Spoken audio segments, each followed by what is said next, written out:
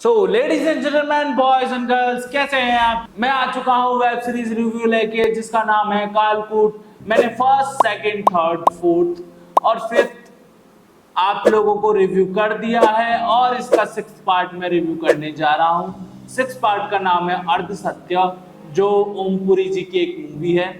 ऐसा क्यों है मैं आपको बताता हूँ आगे कहानी में। चलिए कहानी में आते हैं। कहानी की स्टार्टिंग इंट्रो ऐसा होता है, जो हमारा एसिड अटैकर होता है वो एसिड बना रहा होता है शायद दूसरे किसी पे अटैक करने के लिए। फिर ये कहानी यहीं कट हो जाती है। फिर आती है हमारे जो पुलिस कॉप हैं, हमारे विजय वर्मा जी, इन पे आती है और ये कहानी रनिंग करने लग जाती है। फिर वो अपनी मंगेतर से मिलने जाते हैं और पुलिस स्टेशन में वो केस सॉल्व कर रहे होते हैं। तो जैसा कि वो आशीष को ढूंढ रहे होते हैं, आशीष के घर पे वो जाते हैं, आशीष का घर का पता लगाते हैं और आशीष के जैसे ही घर पे जाते हैं तो पाते हैं कि आशीष मर चुका है और एक सुसाइड नोट लिखा गया है उसके द्वारा, जो पारुल को लिखा गया है, जो जिसपे उन्होंने एसिड अटैक किया था। ऐसा माना जा रहा था कि आशीष ने किया है, लेकिन फिर विजय वर्मा जी बोलते कि नहीं, आशीष ने इन पे अटैक नहीं किया, सुसाइड नोट जरूर लिखा था ऐसा कुछ करके, लेकिन आशीष ने अटैक नहीं किया है पारुल पे, जो हमारी गर्ल है जिन पे एसिड अटैक हुआ है। फिर ये कहानी शिफ्ट हो जाती है, वो सॉल्व कर रहे होते केस। इसी दौर पे एक बच्ची का केस आता है, एक बच्ची मिसिंग हो जाती है, उसके पेरेंट्स कंप्लेन लिखवाते हैं पुलिस स्टेशन में।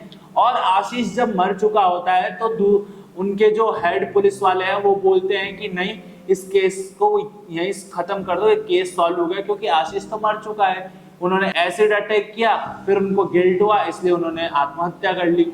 ऐसा करके वो हेड पुलिस वाले बोलते हैं कि इस केस को सॉल्व कर दो। इसी बीच एक बच्ची की मिसिंग होने की खबर आती है, जिसके पेरेंट्स मिसिंग होने की खबर लिखवाते हैं और बोलते हैं कि प्लीज हमारे बच्चे को ढूंढ दीजिए। तो हेड पुलिस वाले बोलते हैं कि जाके आप इनके बच्चे को ढूंढो और आपको वो केस सॉल्व नहीं करना। विजय वर्मा जी उस केस में बिल्कुल भी ध्यान नहीं देते हैं और उस बच्ची को वो बिल्कुल भी नहीं ढूंढते हैं। फिर होता ये है, वो पारुल के पास जाते हैं जिस गर्ल पे एसिड अटैक हुआ था, उनसे कुछ बातें करते हैं। एसिड अटैक वाली गर्ल उनको एक कविता देती है जो उनके पिताजी के द्वारा लिखी गई होती है और उसमें एक क्लू भी होता है जिससे वो खूनी का पता लगा सके, जो उनके पिताजी के द्वारा दी गई होती है। फिर होता ये है, वो जाते हैं और पता लगाते हैं उस बच्ची के बारे में, क्योंकि हेड पुलिस वाले उनको धमकाते हैं कि जाओ, आप अगर ये काम नहीं करके लाओगे तो आपको है ना सस्पेंड कर दिया जाएगा।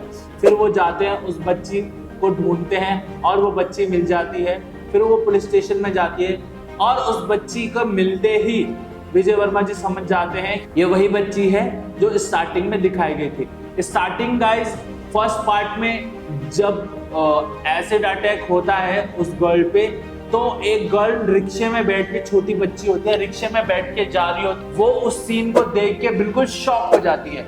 तो विजय वर्मा जी उनके पास जाते हैं और बच्ची का शू देखते हैं। शू बच्ची का एसिड से जला हुआ होता है। तो बच्ची बोलती है कि मैंने ये शू बिल्कुल भी नहीं फाड़ा है, ये किसी चीज से जल गया है।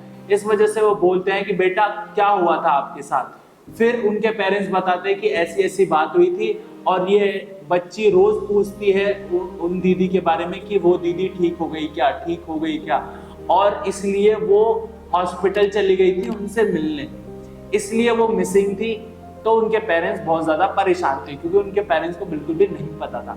फिर होता ये है, वो पता लगा लेते हैं और निकल जाते हैं उस खूनी को ढूंढने, क्योंकि उनके हेड बोलते हैं कि आप वापस से इस पे वर्क कर सकते हो।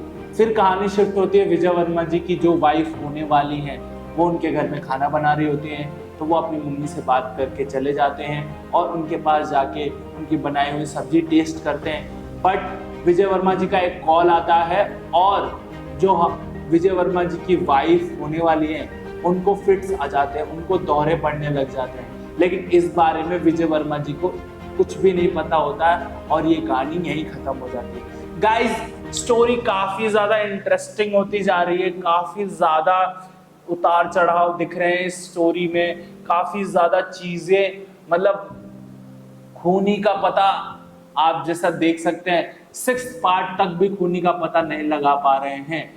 तो बहुत ही ज्यादा कॉम्प्लिकेटेड है ये स्टोरी। गाइस, कालकूट अगर आपको अच्छी लग रही है तो खूब सारा प्यार दीजिए उसे, और मेरे वीडियोस आपको अच्छे लग रहे हैं तो आप मुझे लाइक कीजिए, सब्सक्राइब कीजिए, मेरे वीडियो शेयर कीजिए और आप लोग कालकूट देखने के बाद सीधा मेरे चैनल पे आइए, मैं आप लोगों को और अच्छी तरह एक्सप्लेन करूंगा। तब तक के लिए tata bye bye see you, और यही मिलूंगा मैं आपको मूवी फिल्मी कीड़े पे, और मैं हूं आपका कीड़ा ओमकार तिवारी। तब तक के लिए bye bye tata see you.